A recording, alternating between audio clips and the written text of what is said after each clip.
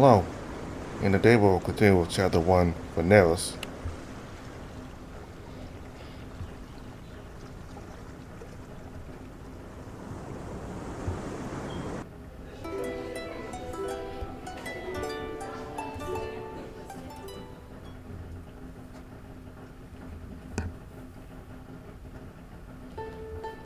After their meal, Bonnie and Lisa walked to the infirmary. Lisa asked the monk in charge of the greenhouse for permission to grab a few herbs and use the equipment there. They exited the building a few minutes later with a pouch filled with dry leaves in Lisa's hand. An odor that burned one's nose seeped out of the pouch. What is that? Poison? Of course not. What good will a poison this smelly be? The descendants love the smell. If we just walk around with this, Lacussy will come to us. How do you know that? Well, back in Earth Church, it was an open secret that descendants would occasionally steal herbs to produce these without telling anybody.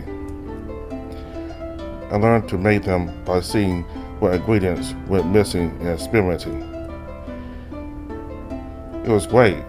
They would trade me food or toys for them. Sometimes I worry about you, Elisa.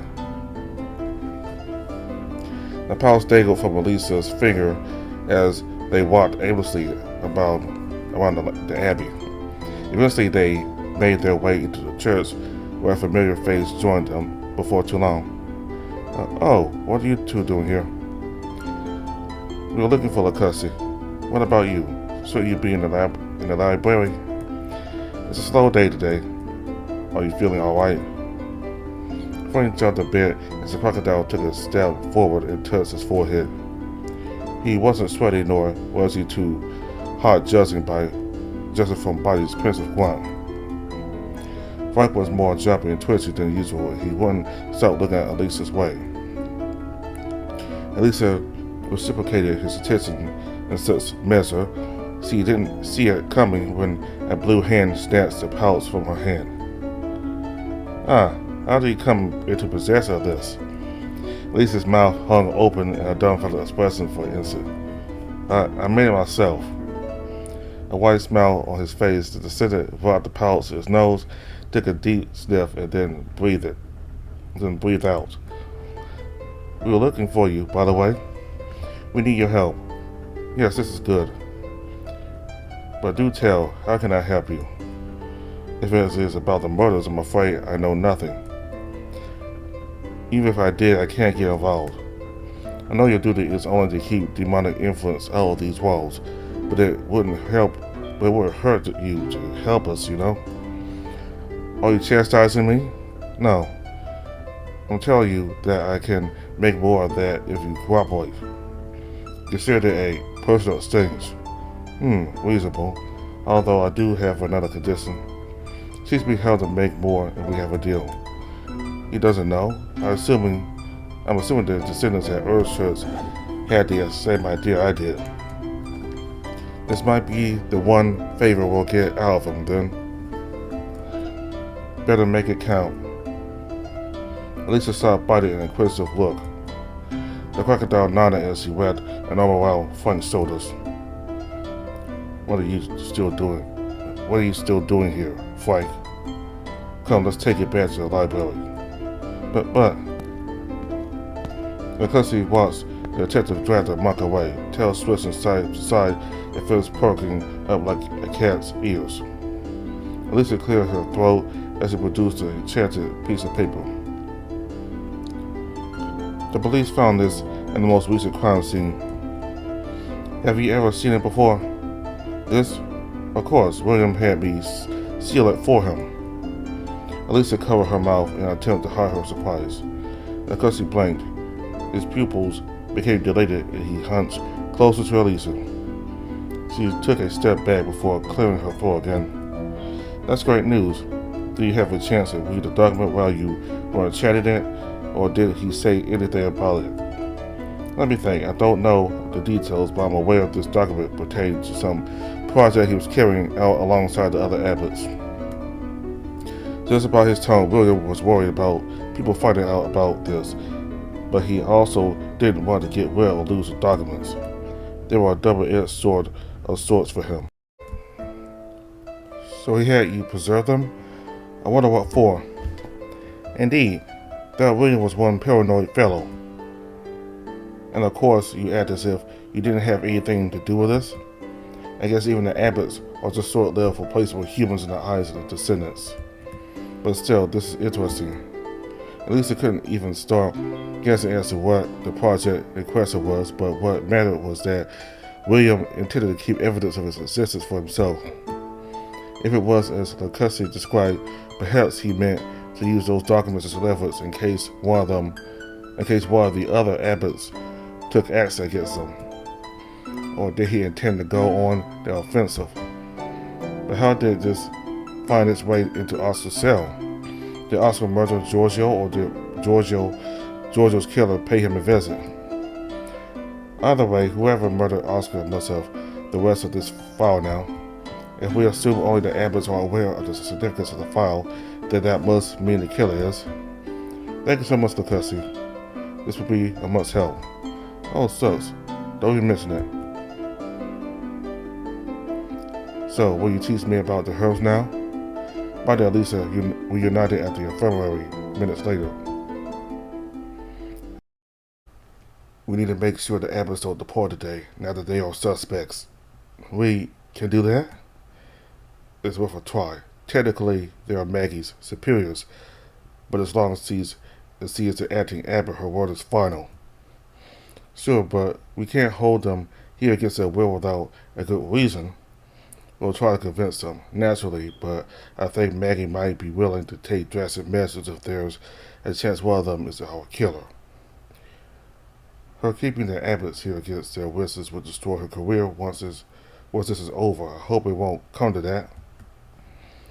I hope Bernardo still is with her. He'll want to hear this. I also had a little chat with Frank, but let's talk about that when the three of us are together. I see.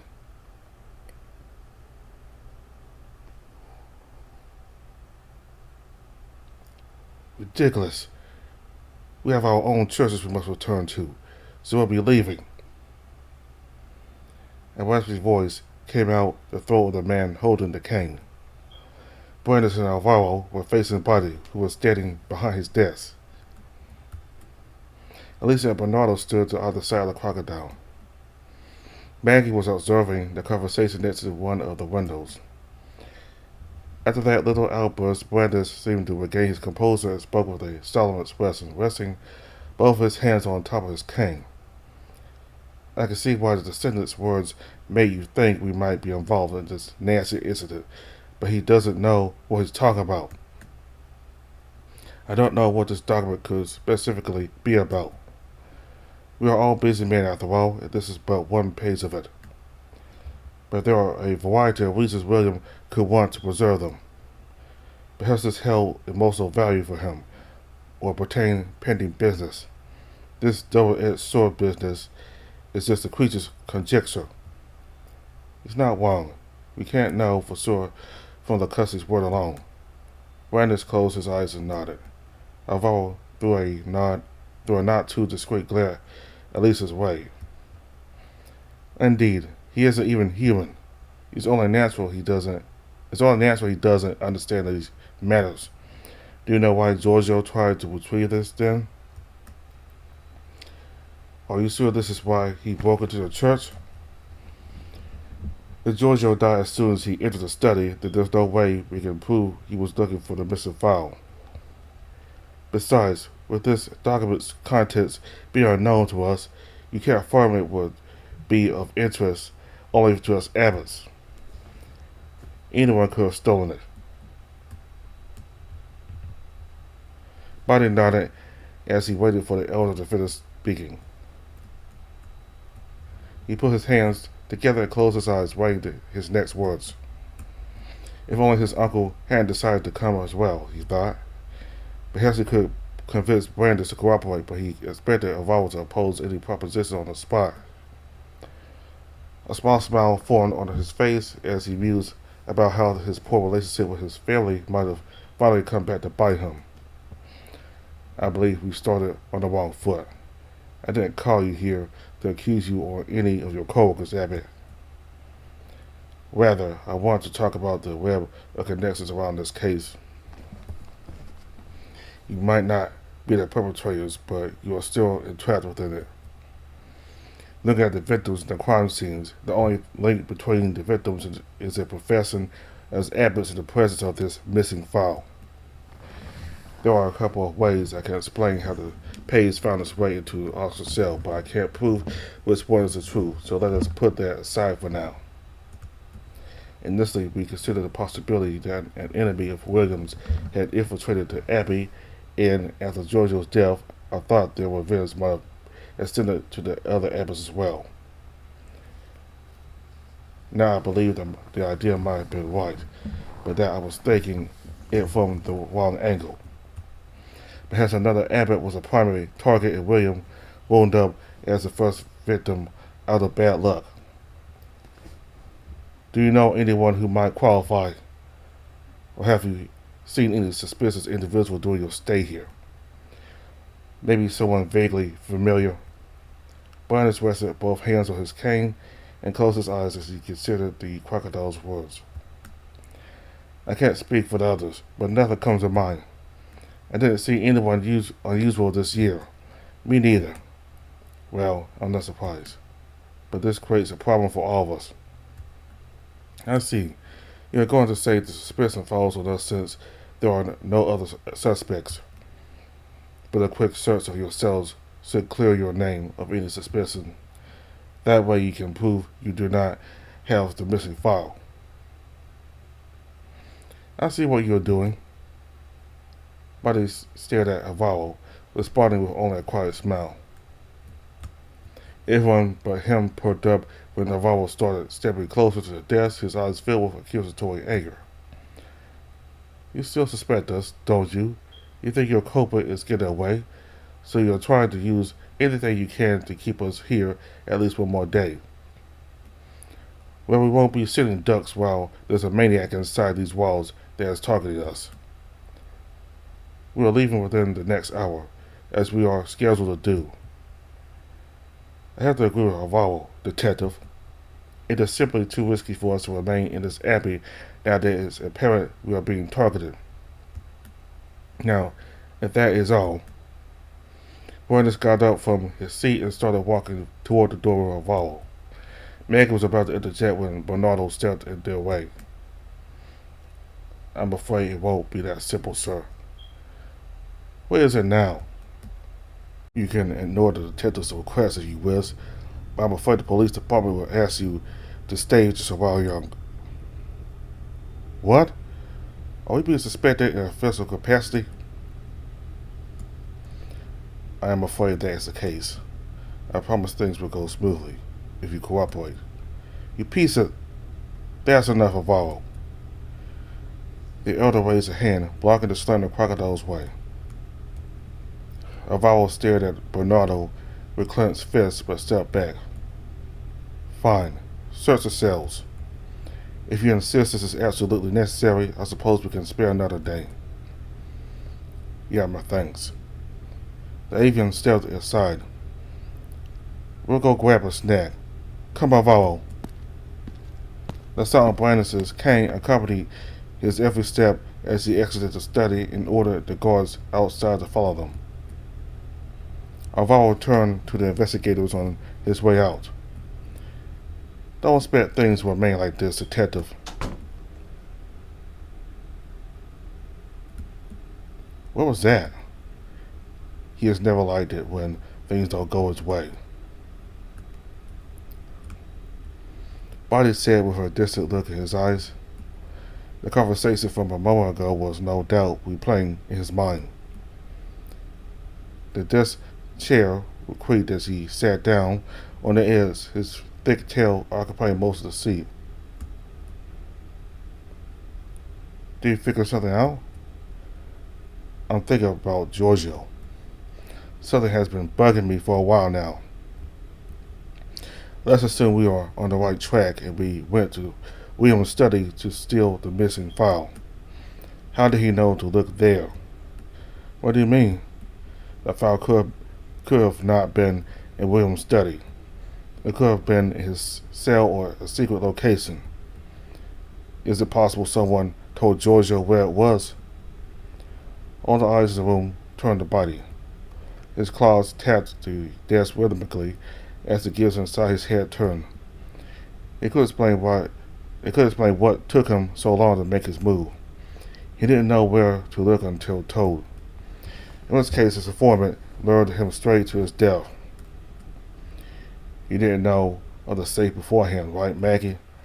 I would have told you about it if I did. I figured only those closest to William would be privy to the safe's location, and that points us to William's inner circle. I can't see any of them being involved in this. We have to look into it. We need to determine the role William's circle and the Abbott's play in this. It's the only avenue of investigation we have left. Maggie bit her lips and shook her head. I understand. The crocodile stood up. Today's objective will be to find this out. If we were talking to the Abbey staff again, then I suggest we start with Tom. You sound very confident. Tom stayed in bed today. He seemed to have recovered from yesterday's episode, but said he was feeling ill. Since my comrades are busy, I'll have to inspect the Abbott cell myself. Not a very productive use of my time, but as long as it helps keep him there. Let's get to work, everyone. And Lisa, you seem full of plans today. Lead the way. Oh, sure.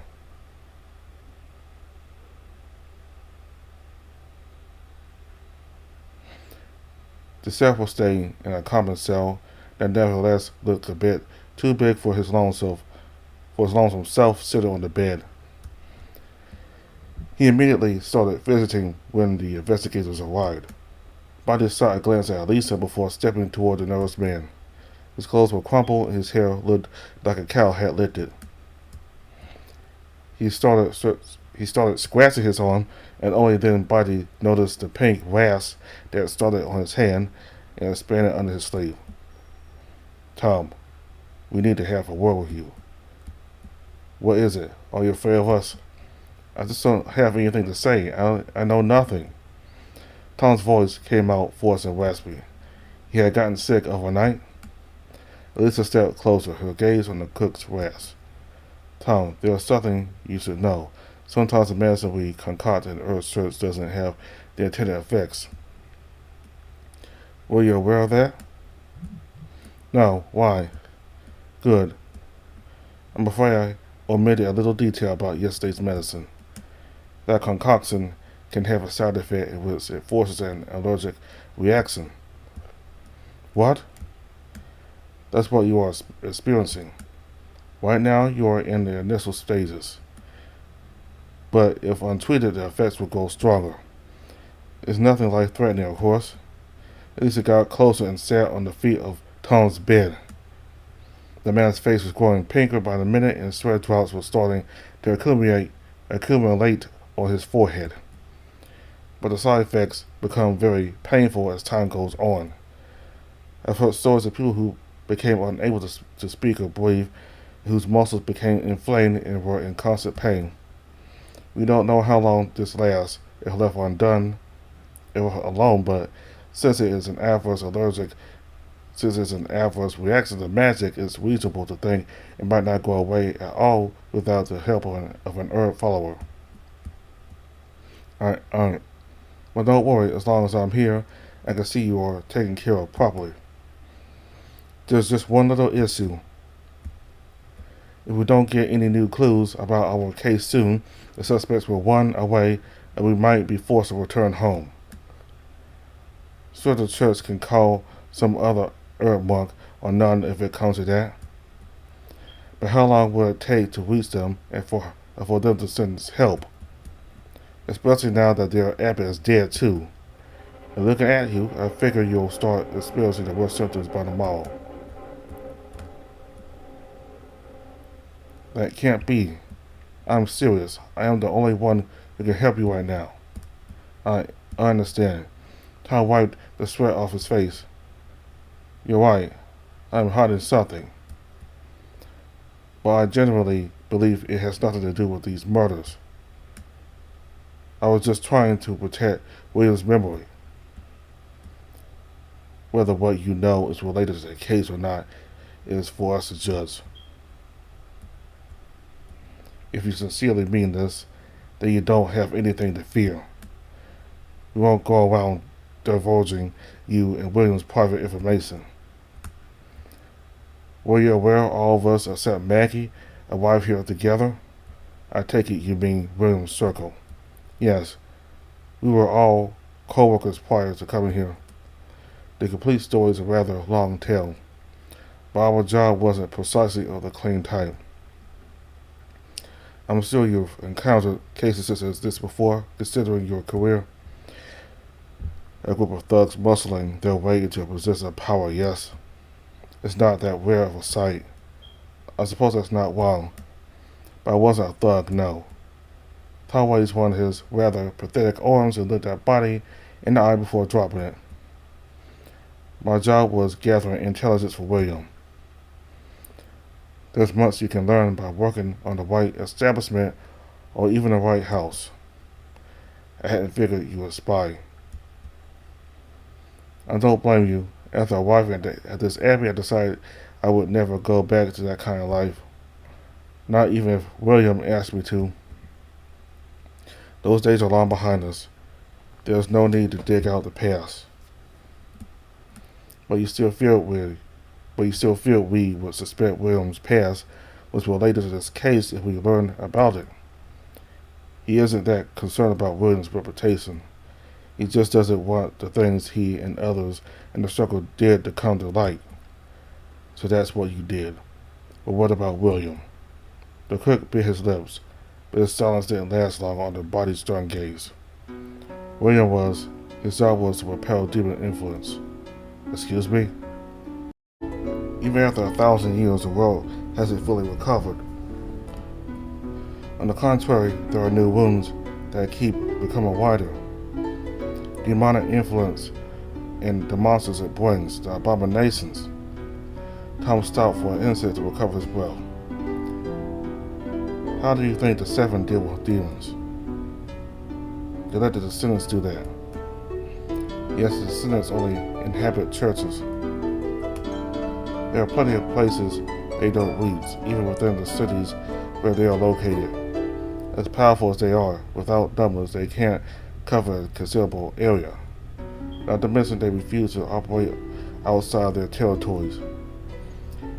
This is where groups like the one we used to belong to come into play. It doesn't sound like you were hunters. Right, we didn't have a name, but we were lookouts watching over our city. We only acted if there were signs of demonic influence or if our superiors needed us. Well, most of the time. But didn't you say you did espionage? What does that have to do with demons? The descendants aren't the only ones that had the idea to use humans. Demons have been employing the same strategies for centuries. I don't think we ever dealt with an actual demon. Only followers of theirs doing their bidding and spreading their corruption.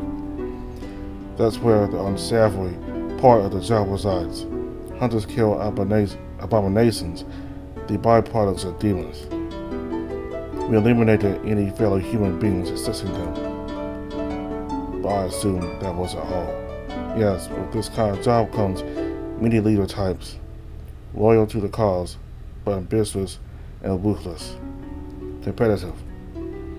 I wasn't privy to everything since I was just a spy, but from what I heard, William made many sacrifices to get where he was. And not only demon worshippers.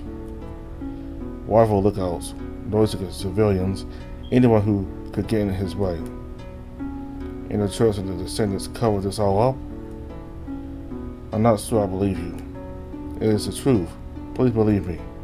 You are telling us the former abbot chose a criminal as a successor? And is that so hard to believe? How do you think he got to this position? Is it not true that the succession process It's a secret to everyone outside the church's upper ranks. I guess that's true, but it's hard to take any of this at face value. We need evidence.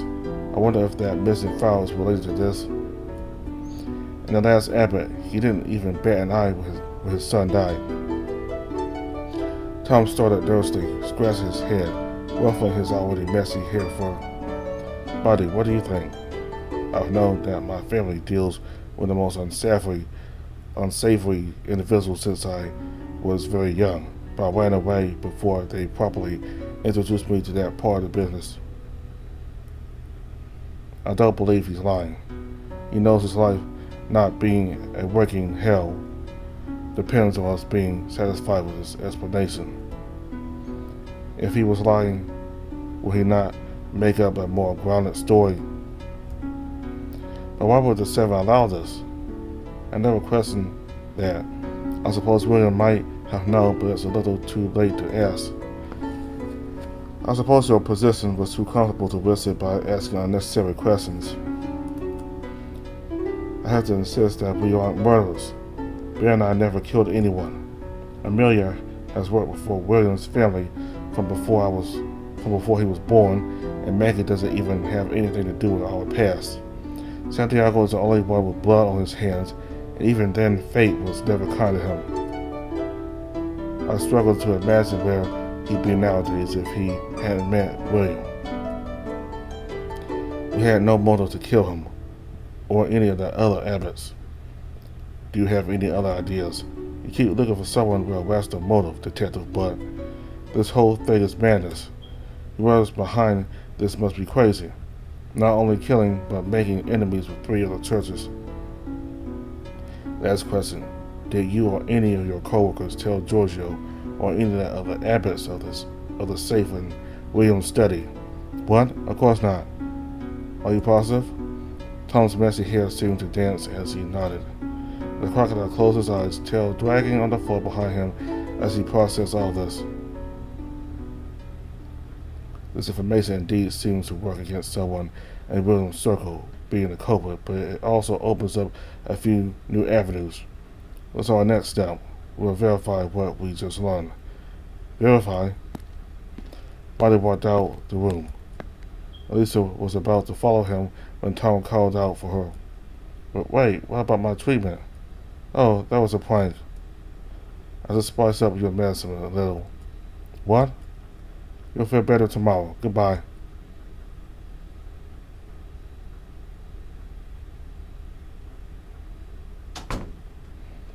What is it this time? A very disgruntled possum entered the study. Body gestured to the chair in front of the couch with one hand, but Santiago just crossed his arms and stared at the detective with a pout. See yourself then. I wanted to ask you a favor, Santiago. Can you sell me your master key? What do you want it for? Can't Maggie help you with that? No, I don't need to use the key. I just want to see it. Ah. Santiago's features softened, but his tail and ears perked up. Could I get back to you with this later? I've got my master key in my cell today. I admit I've been a bit disoriented with all that's been happening as of late. Santiago, you're lying through your teeth. If you insist, we can accompany you to your cell right now, but why don't you save us the hurdle? Damn you. When did you notice? What clued me in was the way you behaved when Tom had his little episode yesterday. It was strange you hadn't opened the closet door yourself. When you did, you asked Amelia for a key. I didn't believe you to be so absent-minded you forget about your master key, so I figured something else was up. Was it stolen, or did you loan it to somebody? I figured it must have been stolen. Take a seat, please. We need to talk. Santiago dragged the chair back and dropped on it. A pink hue was starting to appear in his eyes. Body prepared himself to take notes. Now, when did you notice your master key was missing? It was during the night before Giorgio died. When I headed back to my room and noticed my master key was missing. Thankfully, I do carry my cell's key with me for obvious reasons. This is very fortunate for you, Santiago. Congratulations. It is, unless someone is executing a very convoluted scheme to frame you, it is unlikely anyone in the Abbott circle is a killer. Why would they steal your master key if they had their own, after all? You still just told us instead of trying to hide it. Maybe that's why the culprit took his key. Perhaps our killer is familiar with Santiago's character. But if the murderer managed to obtain a master key, why were there 2 church keys missing? Next topic, we learn about William's past. Is there any information you were previously hiding that will help us with our investigation? Perhaps an old enemy you think could be behind this. William's past. Does the word lookouts ring any bells? How do you... whatever. There's no piece of information you detectives won't try to get your grubby hands on. No, I can think of a few people who will celebrate his death, but no one inside this abbey. Let me say this. You are assuming the culprit might be an enemy of William's just because the murders are taking place in this abbey and he was the first victim. But the killer might have a bone to pick with another abbot. There's a chance that other abbots are hiding similarly dark past, yes. I suspect my family might have been involved in what William was doing. You wouldn't happen to know about that, would you? I'm sorry, we worked only under Smith's church, so I don't know if the others ran similar operations. I have always assumed they did. Finally, we have a suspicion someone in the circle told Georgia what to say. What can you tell us about this? I don't know. Why would any of us do that? It doesn't make sense to me. Body's eyes raised off his notebook. Santiago had been struck silent, his eyebrows tense with the weight of suspicion. Is this all you need from me, detective? Yes, actually. Do you realize something? I want to continue this talk tomorrow, if you would be so kind. There is something I need to make sure of. Santiago looked to the side, to one of the curtains. I understand. That is all then. The apostle apologized some more before excusing himself out of the study. Elisa got up to stretch her legs while Body went over his notes, murmuring something to himself. That was strange. Body didn't press Santiago about the end there. So I wonder if he already knows what he realized. Come to think of it, Buddy, I've been meaning to ask you something. It's not strictly related to the case, I believe. What is it? Yesterday I didn't pay it much mind, but I've been thinking about that necklace Aloy sold you. Does it mean anything to you? I don't understand why you were so convinced of letting him go where you saw it. It seems it's my turn to show off my ecclesiastic knowledge. The first time I saw a gem like the one on his necklace was on a ring my uncle was wearing. It's a gem granted to those who knock himself favors. Someone in possession of one has a serious connection to him. Body lowered his voice briefly. It can also be used in the ritual to contact Dot, which usually only the abbot is privy to. But don't tell anyone. That's supposed to be a secret. I see. And mind you, Aloysius' gem is larger than the one my uncle used to wear. Huh? What does that mean? Does not prefer this monk to the abbot of his abbey? Perhaps he intends him to succeed your uncle one day. That's not quite it. Remember that abbots enjoy the right to choose their successors. Why am I getting the feeling you know the answer because you read that letter? Can't you tell me? It's always good to give you something to think about, no. And talk about that, here's something else you can think about. Remember Santiago's testimony just now. His key was stolen the night before Giorgio's death. Who gave us testimony no one else could verify? but if we took it at face value, would clear them of suspicion. Oh, come on. Keep thinking, Lisa. Now, we should give Bernardo an update on our findings.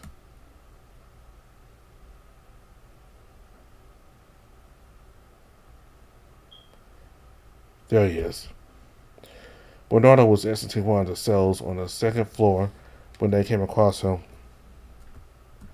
His shoulders were limp and his feathers more ruffled than usual. He did go back to his usual disposition when he noticed the other two approaching, however. Hello, you two. Got good news, I'm guessing. Bonnie and Lisa brought the bird up to date regarding the conversation they had with Thomas Santiago.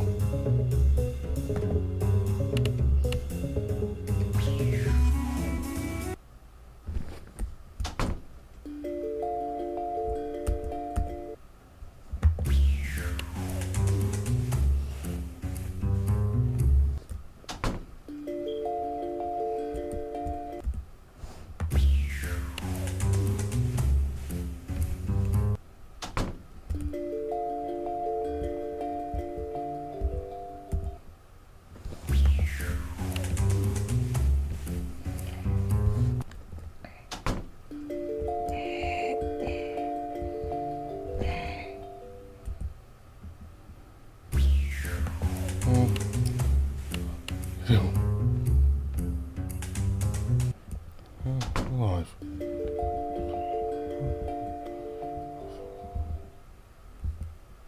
Oh, yeah. Right? Can't move. Oh, well. Can't happen with.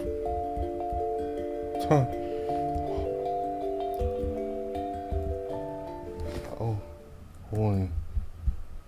God, who's pun? Life, still young. You'll still be young.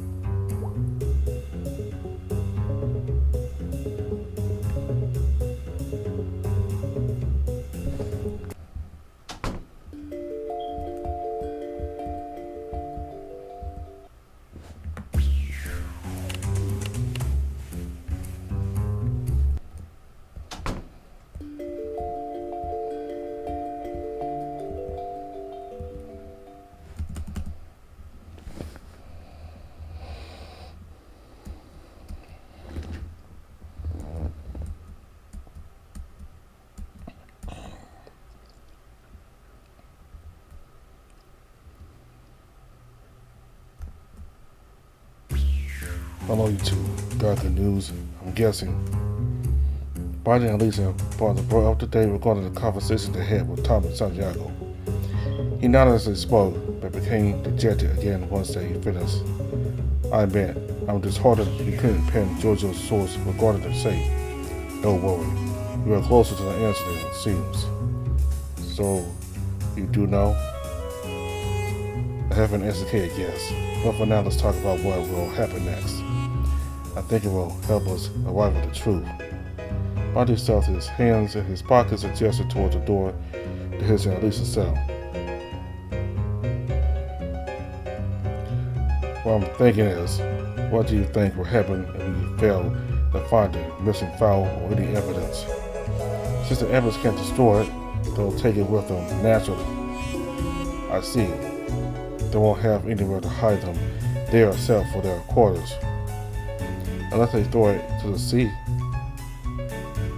But would they do that? Thanks to the seal, the safe will just drift the store eventually. Even if it's only a small chance, an undesirable could discover it eventually. We should still keep an eye on them, just in case. Agreed. Bernardo nodded, but a tingle of uncertainty weighing down his brows and dissipating the least. Is there something else in your mind? There's nothing well of it. Well, I do have a question. What does this have to do with arriving at the truth, as you put it? We have a suspected idea of what could be motivating them. It becomes possible to estimate what they'll do next, Elisa. All that's left then is verifying your findings. If your formula is correct, then things will play out just as expected. I don't get it. The ambulance getting on the scent makes sense whether one of them is the culprit or not. How would that help? Or is there something else you are expected to happen soon, buddy? This is interesting. I shall return to my task at hand now. Someone needs to search those cells in as thoroughly as possible. Before you go, I want to let you know that I had a chance to ask Frank about Aloy's sneaking out last night. He backs his story and claims he didn't mention it because he was afraid it would get him in trouble. And that it almost did. To be honest, I wasn't entirely convinced that we should let him go. Good for him that murder took place while he was under our custody. With that, I'll see you two later. Try to not get shouted at. Bernardo smiled briefly before turning around and walking out of the cell.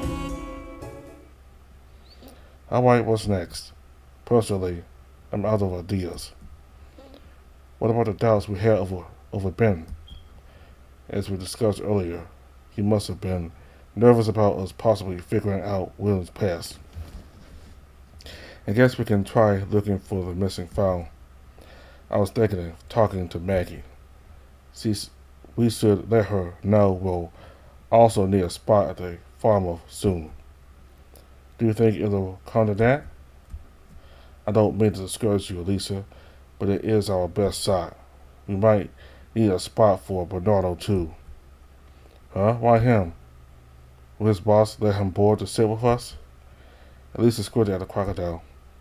Or is there something you are not telling me? Buddy's eyes shot open. Had he been able to stick his tongue out enough to bite it, he would have done it. Ah, me and my huge snout.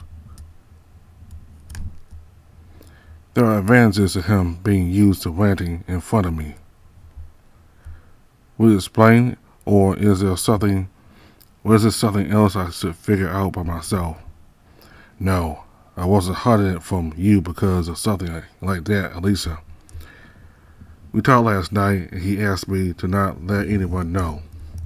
Have you noticed how Bernardo came here with only 2 other men? Wait, don't tell me they aren't even officers. Calm down, they are, but the police here are still under orders to not look into this case. They came here knowing there would be consequences, and Bernardo intends to cover for the other 2. I bet what my uncle said earlier today was directed at him. If the department doesn't know of this yet, then they will very soon. I suppose that explains why he waited until the last moment to force the Abbotts to stay. Are they really going to ignore the other murders too? Now that the Abbotts obtained what they wanted, I suspect the police will be allowed to officially investigate. Whether they leave the case unsolved or find someone to frame doesn't matter to them. The Abbotts' secret is safe now. That would make sense, yes? I was wondering why you turned so soft on him all of a sudden. Did his foolhardy ways touch your heart? Buddy let out a guttural rumble and looked away. Let's think about this after the case is solved. Right. So, I'll go explain the situation to Maggie. You could come with me, or if you feel like it, you could investigate on your own. Are we splitting up? We need to use our time as efficiently as possible. There you go, talk to Maggie. I'll come up with something to do on my own end. Bonnie nodded. He gave Elisa's head a single pat as he passed by her.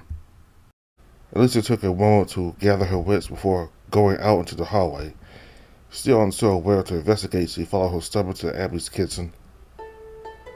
I wasn't expecting to see you here. Elisa flinched when she heard the high-pitched voice of the leopard as soon as she came into the kitchen, already too used to it heralding terrible news. Layla was eating some bread. Without looking, she reached for more and offered it to the hybrid woman, who hesitantly looked at it. Elisa gave the apple sack a longing look, but it was too late to turn back now. Thanks. Hey, have you had any luck with finding the killer? I'm starting to worry that if things keep going like this, Hotaru is going to catch heat for these deaths. That's your boss, right? The feline huntress nodded, and she was busy chewing now. We believe we are getting close to catch the culprit. I was looking for clues on my own. After a snack, of course. Any way I can help? Not reporting terrible news as soon as you appear for once is a good start. Well, come to think of it, do you notice anything strange about the most recent victim before his death? I don't think so, no. Be a little more specific? Well, to start, did anyone suspicious oppose this cell? Not really. Only us and the Abbotts have been around that part of the dormitory as of late. Earlier today, Brandis went around gathering them. I assumed to talk about what happened with Giorgio. Well, do you happen to know what Oscar had been doing before his death? Reading. So he spent time at the library? No, the crocodile one, Alvaro, does go there often, but Oscar was more reserved than that. On the day we arrived, he had me bring books to his cell so he could read them there. I think the librarian must be very irritated that he can't recover them now. Is that true? Elisa looked off to the side and brought her hand up her chin. Layla simply stared at her with a somewhat oblivious smile and took another bite from her bread. We're the hunters, the only ones bringing the books. What about the other Abbotts? Diego called us here to act as bodyguards, but the Abbotts seem to think doing errands is part of the job. So no, they usually leave this kind of stuff to us. Interesting. Layla's ears twitched with interest, but Elisa didn't elaborate.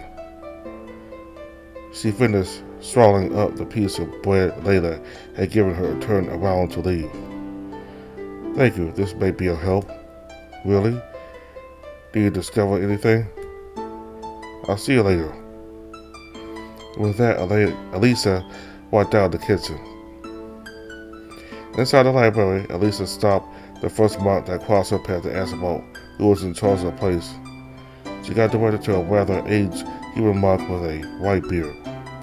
The man was in the middle of helping some younger monks organize book sales when she interrupted them. Excuse me, I have a question. It won't take long. Oh, of course. How can I help you? The old man's eyes became darker with suspicion as soon once he recognized Elisa. I learned Oscar, the most recent victim, had asked for some books to be delivered to his cell. Is that right? Yes, indeed. I heard the feline huntress Layla came to retrieve the books herself, correct? Yes. I need you to tell me what happened back then in detail. The man scratched his balding head, mouth agape as if he was being spoken to in an unknown language. Let's see. There were quite a few books on that list. How did I miss them? Do you happen to know when the police will give them back? You'll have to ask them later.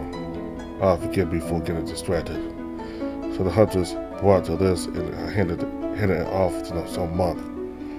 Then I invited her to drink some tea while they prepared the box. Afterwards, she left and took it with her. Elisa lowered her head and rubbed between her eyebrows. I see. Do you happen to remember who it was that prepared the box? Let's see. Was it? Never mind that. Do you happen to still have that list? The old man's lips and eyes tightened. Excuse me 1 second. He walked behind his desk, his face twisting in pain as he bent down to search the drawers. Elisa looked down at her shoes and occasionally saw a glance at the old man, wondering if he had gotten stuck in that pose. No one was running to his rescue, so she assumed he was fine. Soon a celebratory aha escaped the old man's lips. He slowly twisted his column back to its normal shape and then returned to Elisa. I don't know how this will help, but here you go. Thank you. If you remember who handled the box, do try to get in contact with me.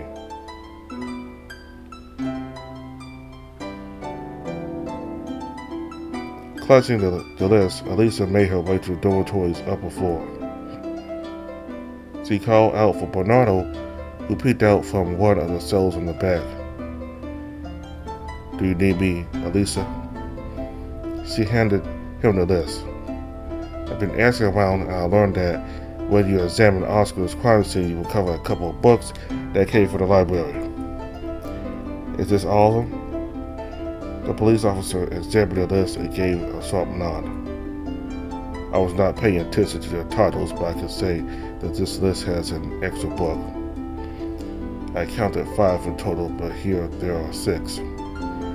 Maybe somebody took one of the books.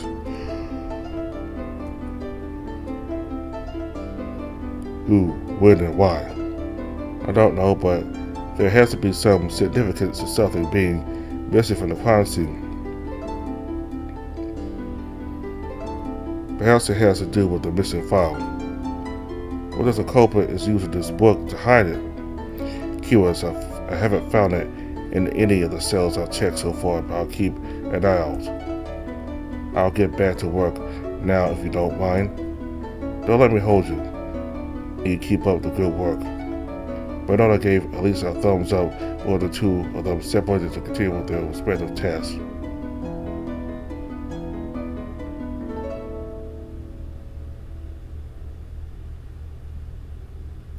Elisa spent the rest of the afternoon walking around the monastery, examining every nook and cranny without much success. She hadn't kept track of time, so the toll of the bells that announced dinner was ready to surprise her. Already? However, few people were gathering at the refectory. Instead, the curious monks were piling up near the abbey's gates.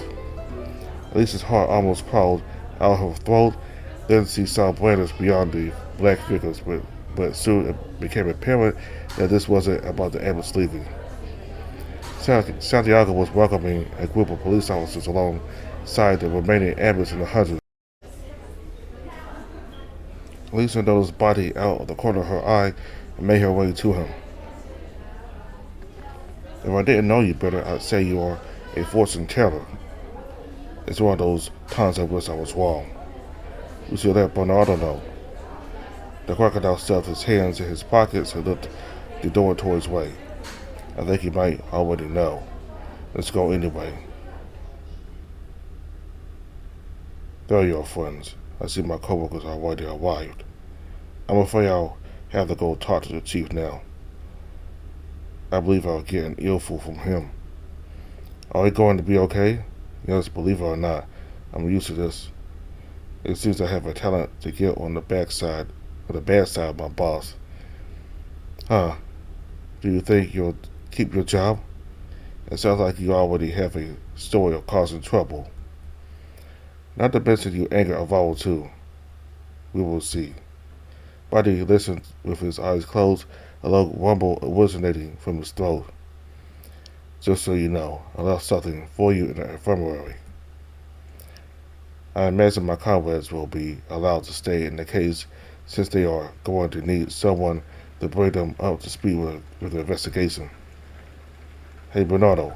Are you attached to this place?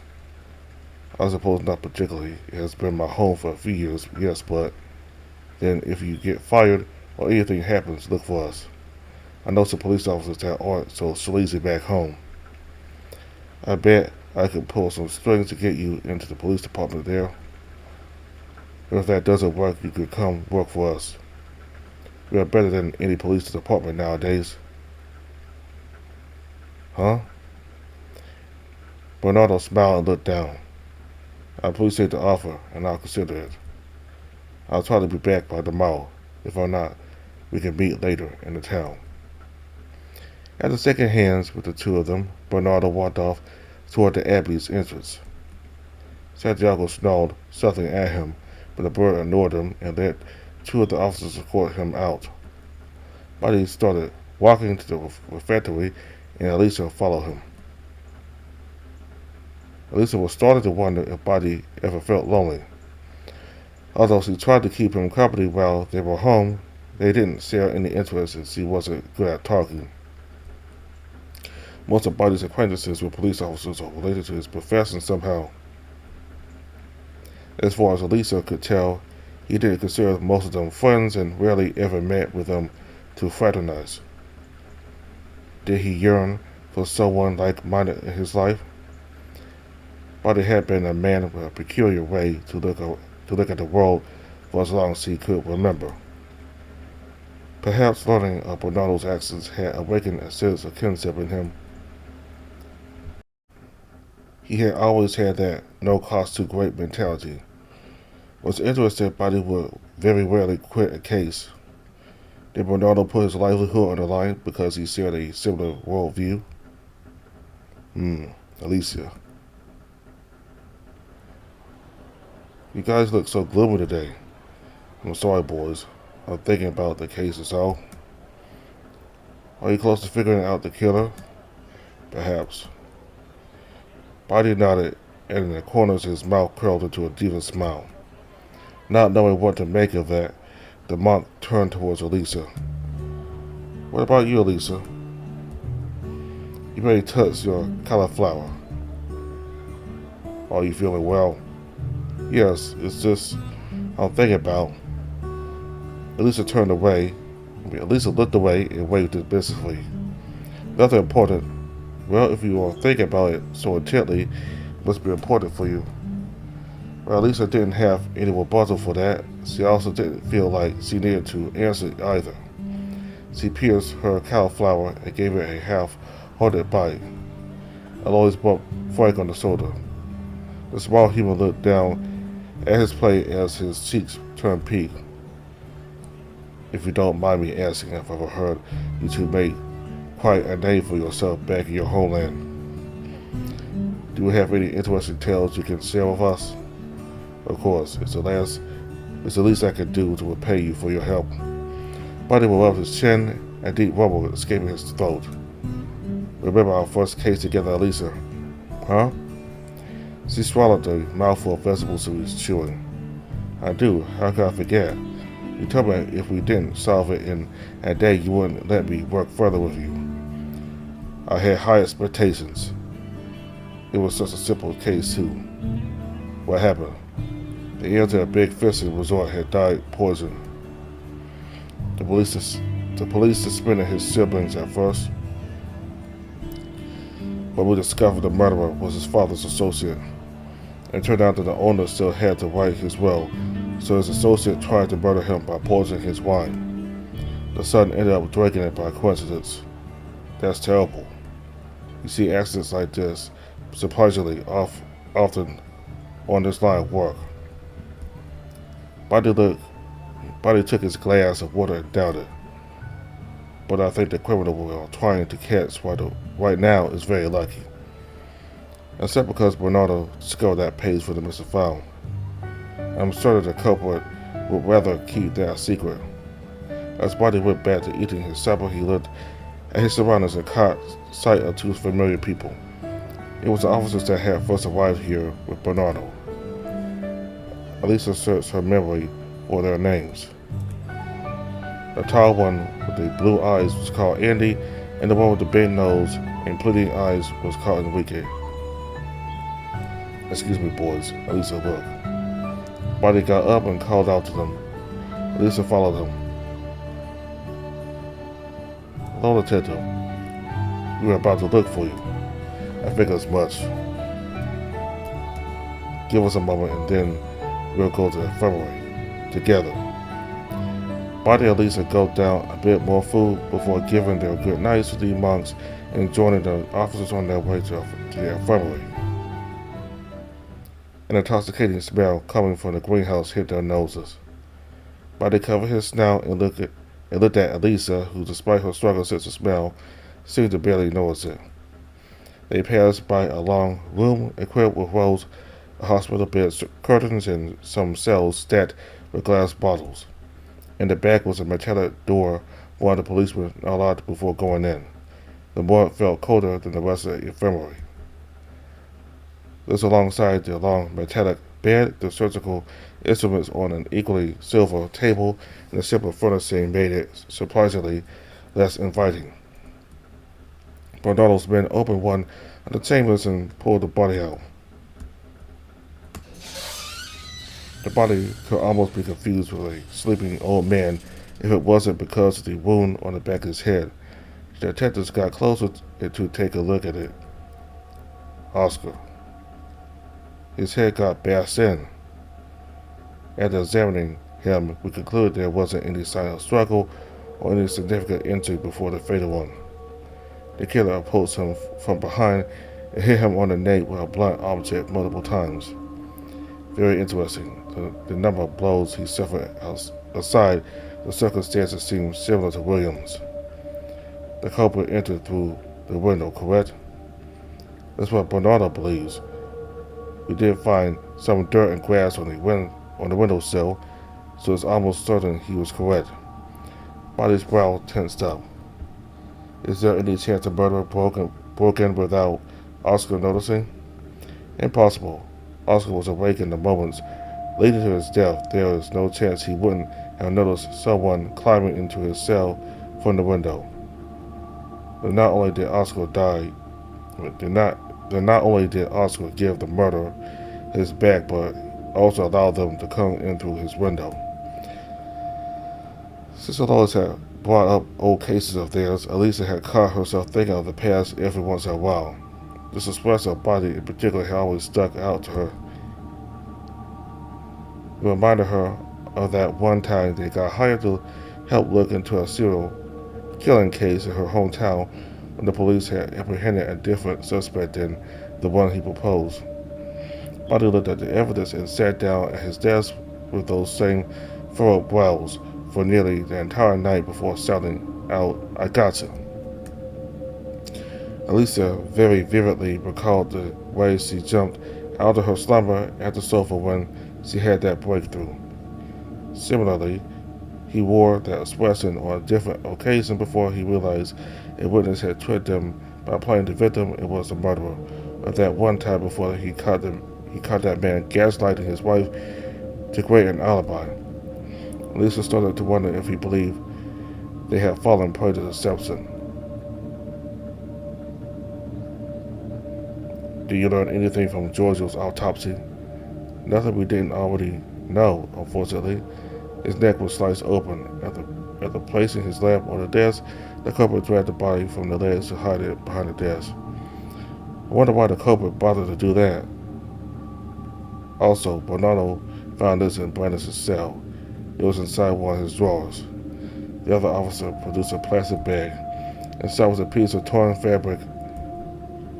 Body grabbed the bag and inspected the contents briefly before passing it on to Elisa. "Do you know why he thought it was relevant?" "Intuition," he said. The analysis revealed traces of dirt on it as well as some black hair. We speculated it might have been part of a glove, but we didn't find anything linking this to the scene of Oscar's murder. If only we had more time and better equipment. Black hair, so it can't belong to Brandis. His is almost completely white. What little he has. I wonder where Brandis got this from. Elisa, is it? Before returning to town, Bernardo mentioned you were interested in the books we found in Oscar's cell. We didn't have much time to inspect them, but at first glance we didn't find anything strange. Yes, I expected that. By the way, Body reached into his pocket and grabbed the letters Maggie had given him, but tucked them back inside when he heard someone approach. The door to the morgue opened and more officials came in. Detective, I'm afraid you will have to leave. We need to talk privately. I don't mind. Thank you for the help, officers. Body exited the morgue and Elisa followed, although not without shooting a policeman a glare. They shrugged and closed the doors after they left. Elisa told the crocodile about the book that disappeared from Oscar's cell as they made their way to the dormitory.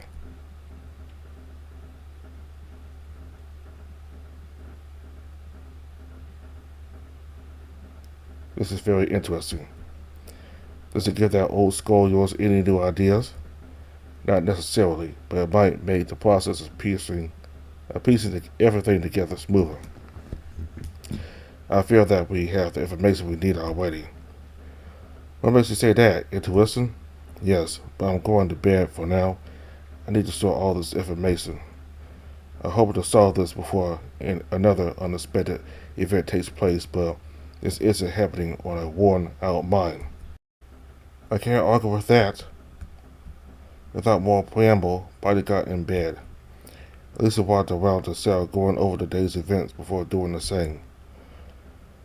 Her consciousness slipped into the darkness with ease, numbing her to her thoughts until they seemed like a distant memory.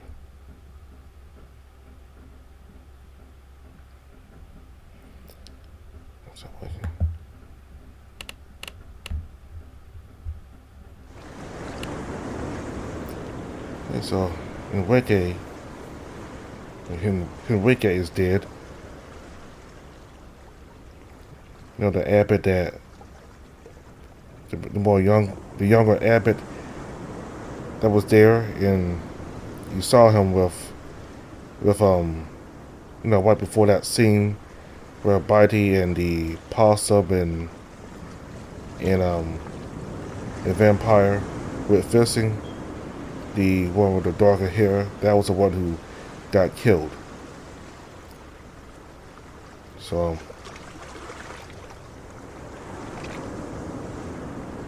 apparently somebody has something against the abbots. Again, they are powerful people. They run the churches.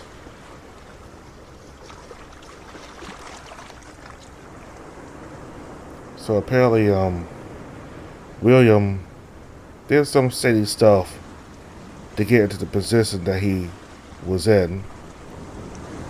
And we learn more about the world and the fact from Tom, the fact that there are still demons in the world.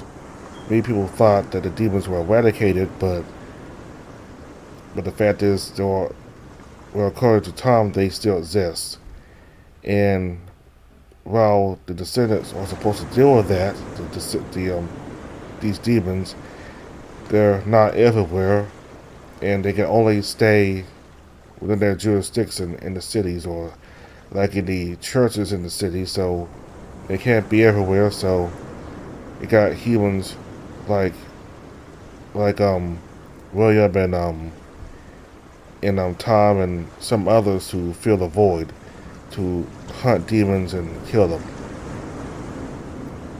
What made William kind of shady is that he was willing to kill people, people who got in his way to kill the demons.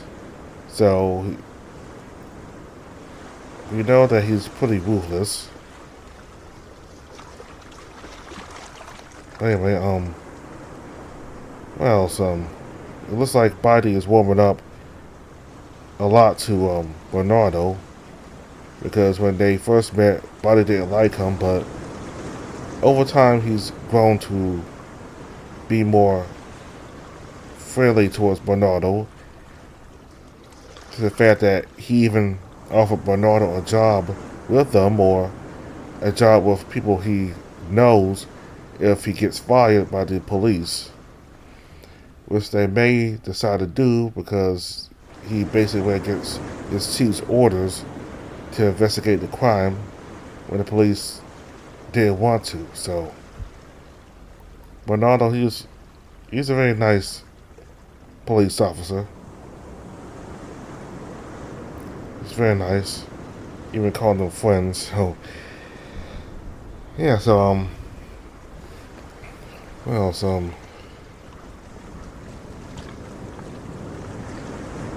The apostle's name, I think his name is Santiago. The apostle, he's very much just not like being investigated or being grilled. Like, he doesn't like this at all. He was the one, I think he's the only person who really gave Body, some lip, some, you know what I mean, like speaking back to Body. So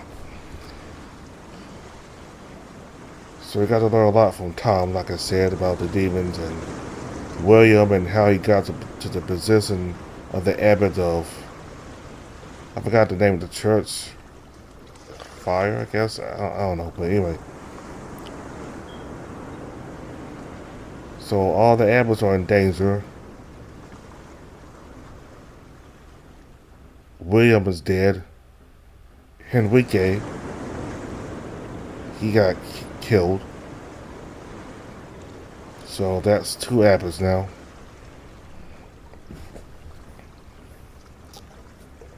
So we'll continue with Nerus next time. Time is running out for Body and Lisa. So that's it. Bye-bye.